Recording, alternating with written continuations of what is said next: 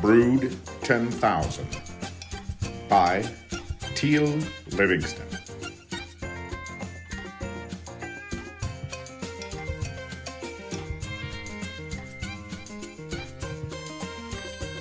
Yes, I maintain that my findings are sound.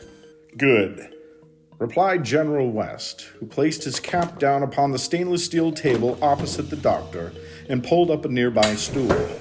Lieutenant, please open the case, he said, sitting with the perfect posture of a career military professional.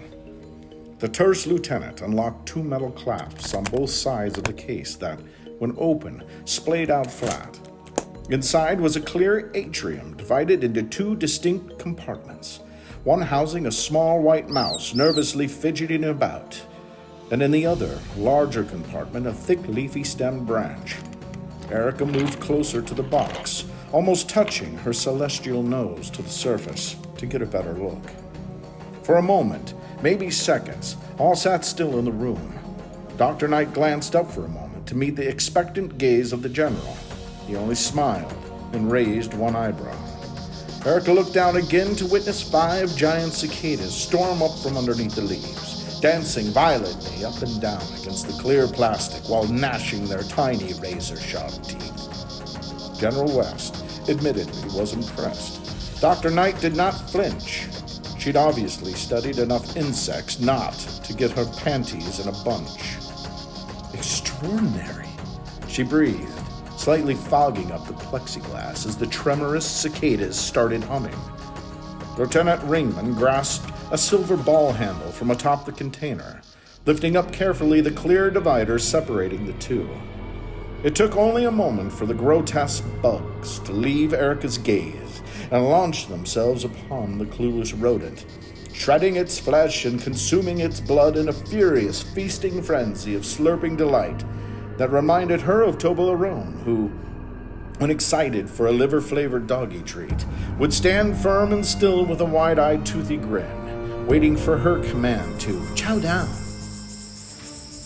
Ring! Sam listened on the dedicated line that connected the dining room, front reception, and residence services. Pick up, goddammit, pick up!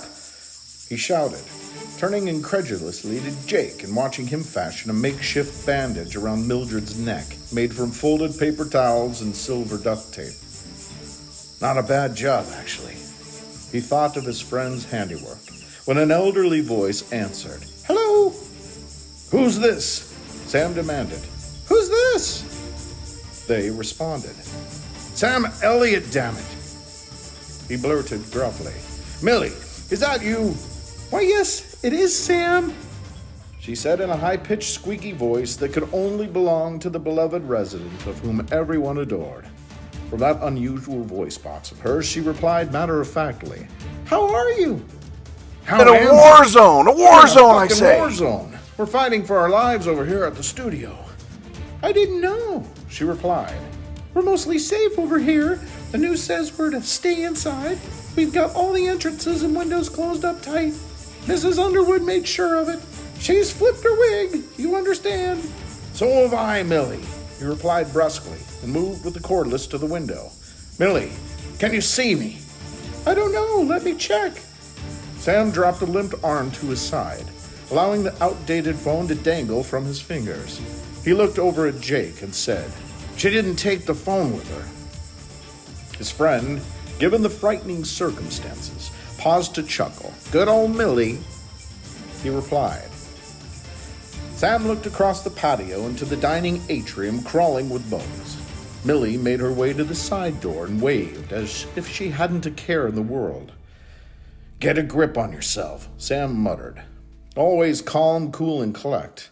The most interesting man at North Grove thought at that very moment he might actually go insane, lose himself to wild hysterics and plunge head first into the nearest toilet.